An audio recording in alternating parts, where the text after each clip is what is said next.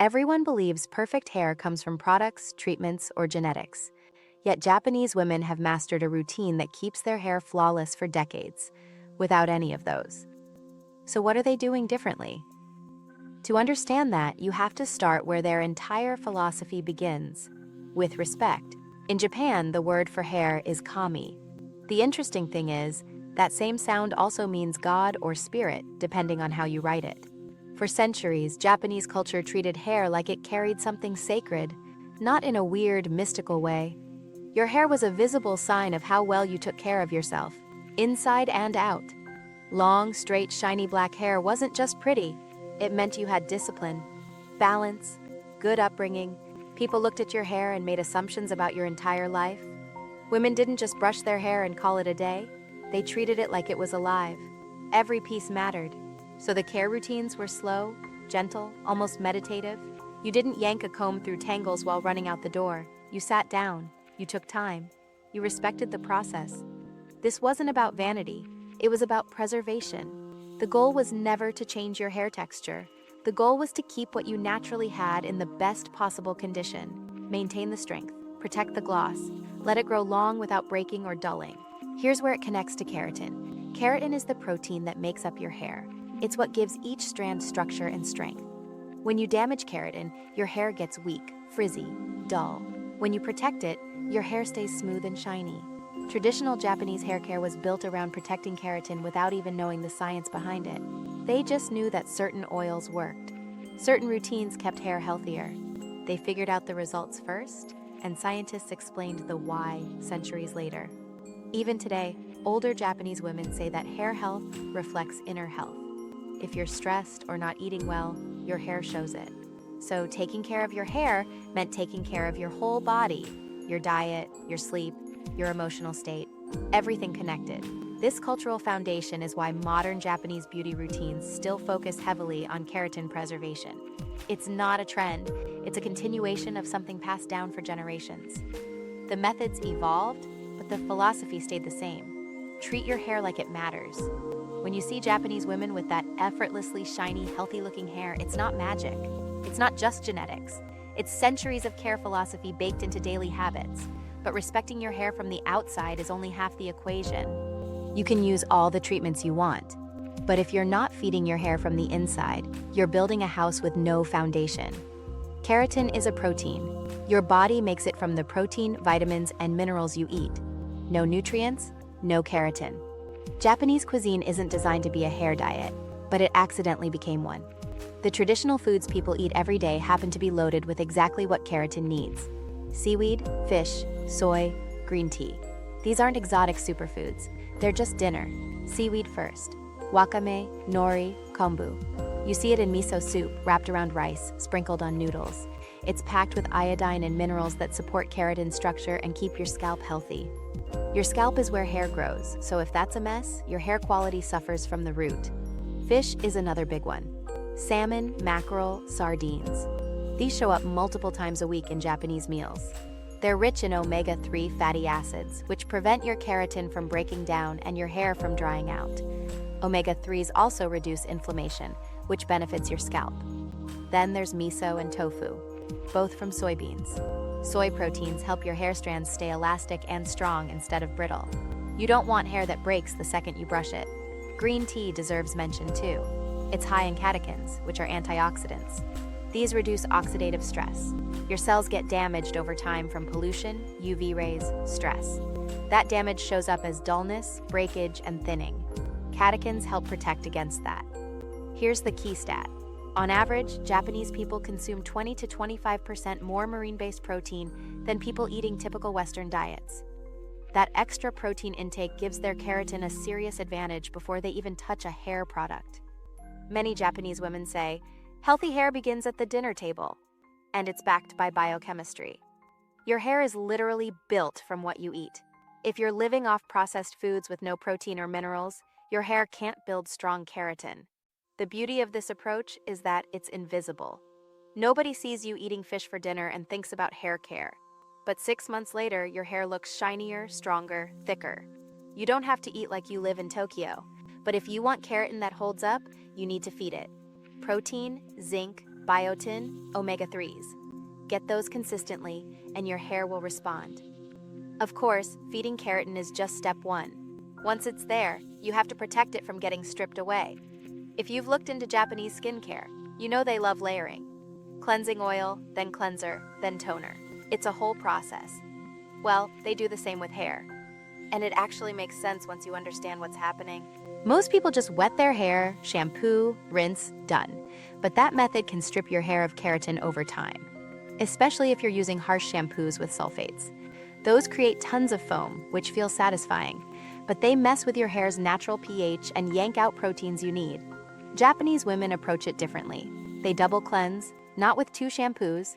They cleanse in 2 stages, each with a different purpose.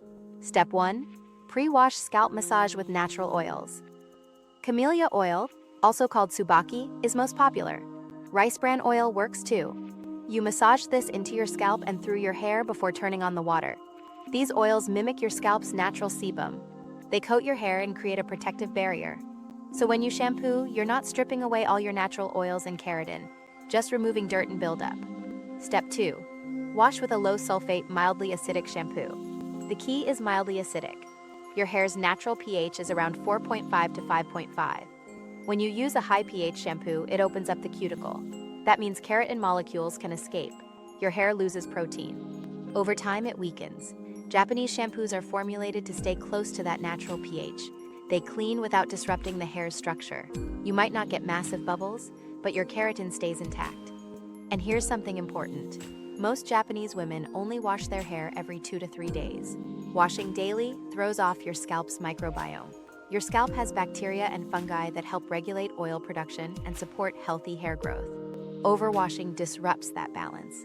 Washing every 2 to 3 days gives your scalp time to regulate itself. Your natural oils distribute down the hair shaft, which protects keratin. You're maintaining, not constantly stripping and rebuilding. Another thing, overwashing raises your hair's pH temporarily. And every time that pH goes up, keratin bonds get weaker. Do it daily for months or years, your hair structure changes. It becomes more porous, more prone to breakage, less shiny. The double cleansing ritual prevents that. You protect before you cleanse gently. You don't overdo the frequency. Your keratin stays where it belongs. It sounds like extra work, but once it's a habit, it takes maybe 3 extra minutes. The payoff is huge. Stronger hair, less breakage, more shine. However, even with perfect cleansing, you still need to seal that keratin. Camellia oil, or tsubaki oil, isn't some trendy new ingredient. It's been the backbone of Japanese hair care for centuries.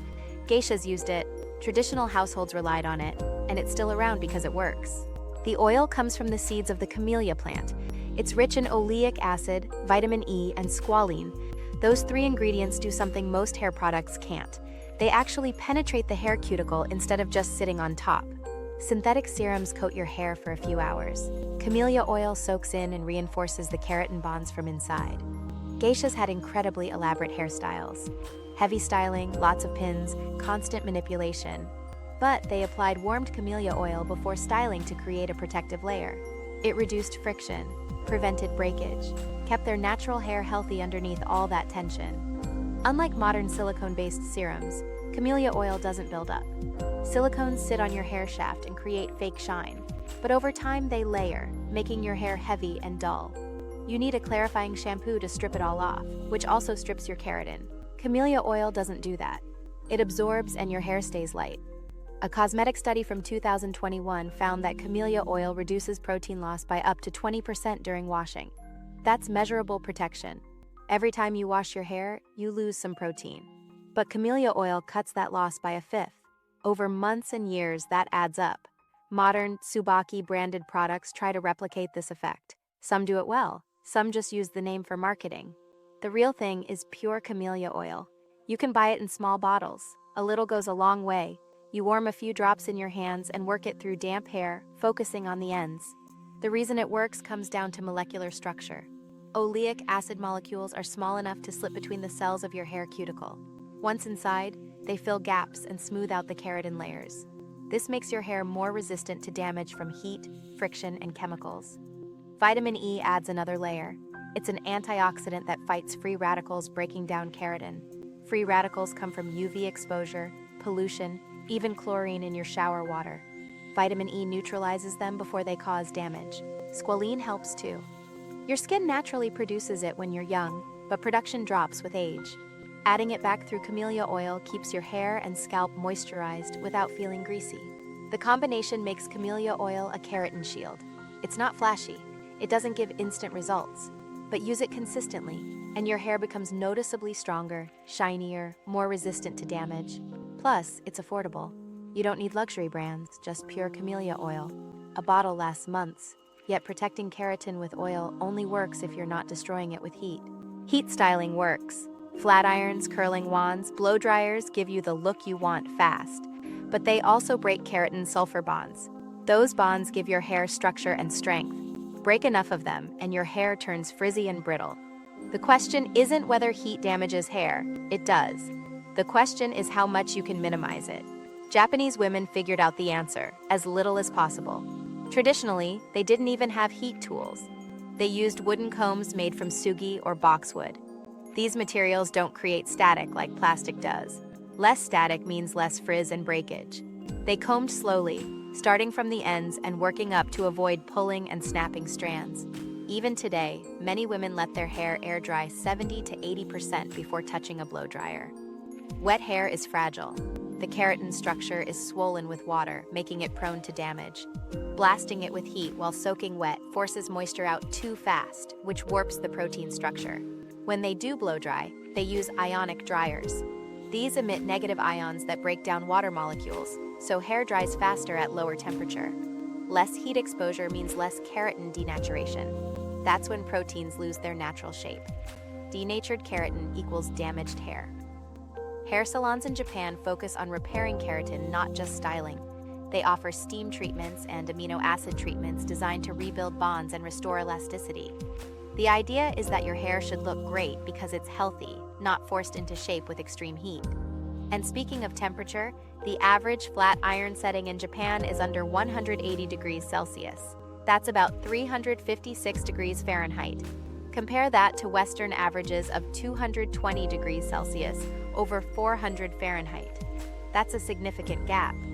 Lower heat means it takes longer to straighten or curl your hair, but it also means you're not destroying the internal structure every time you style. You can use heat tools regularly without turning your hair into straw. This doesn't mean they never use heat. They do, but they treat it strategically. Use it when needed, at the lowest effective temperature for the shortest time possible, and always prep your hair with a heat protectant first. Camellia oil works. The payoff is hair that can handle styling without falling apart. You don't get that crunchy, over-processed texture. You maintain the integrity of your keratin, which means your hair stays strong and shiny even with regular styling. It's not about avoiding heat completely, it's about using it smarter. Still, even with minimal heat, your hair needs regular keratin recharging. Your hair doesn't just need protection, it needs feeding. Keratin breaks down over time from washing, styling, sun exposure, pollution. You can slow the damage, but you can't stop it completely. So Japanese women do monthly rituals to recharge keratin using ingredients that actually work. Amino acid masks are a big one. Your hair is made of amino acids linked together into keratin proteins, so feeding it more amino acids makes sense.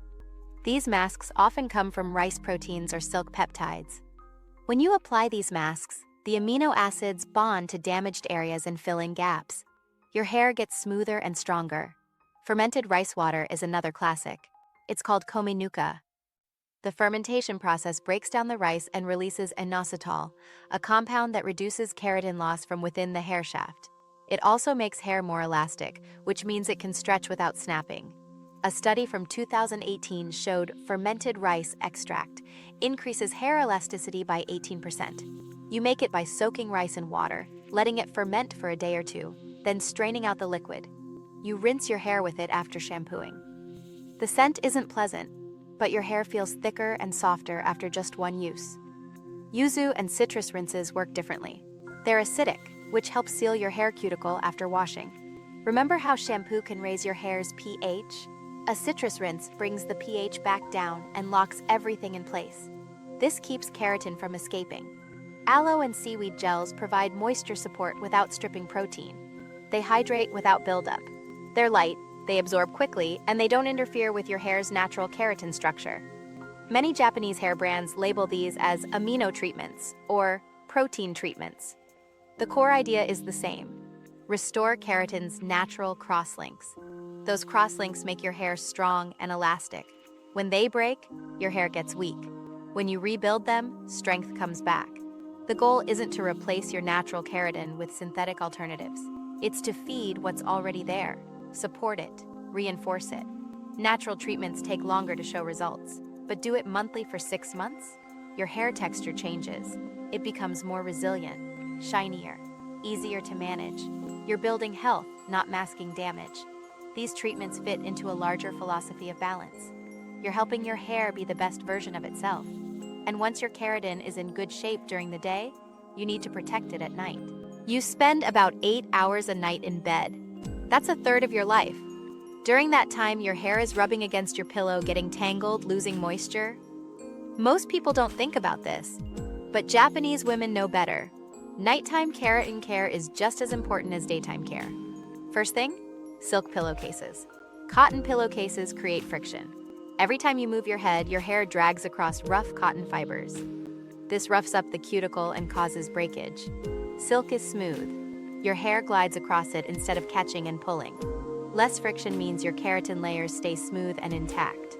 Some women use silk hair wraps or bonnets. Same concept. You're creating a smooth barrier between your hair and everything else. Many women also apply a light coat of camellia oil or rice bran oil before bed. Just a few drops, worked through the ends. This acts as a leave-in treatment. The oil slowly absorbs overnight, feeding your hair with fatty acids and vitamins while you sleep. Braiding or tying hair loosely is another strategy. The key word is loosely. Tight ponytails create tension, which stresses keratin bonds. But a loose braid keeps hair contained without pulling. It prevents tangling and reduces the surface area rubbing against your pillow. There's even a traditional concept called yakanbin, which roughly translates to night hair care. Old sayings emphasize that peace and rest are essential for hair health. This ties into the stress hormone cortisol. When you're stressed, your body produces more cortisol. High cortisol levels mess with your hair growth cycle and reduce keratin synthesis. The night routine is meant to be calming.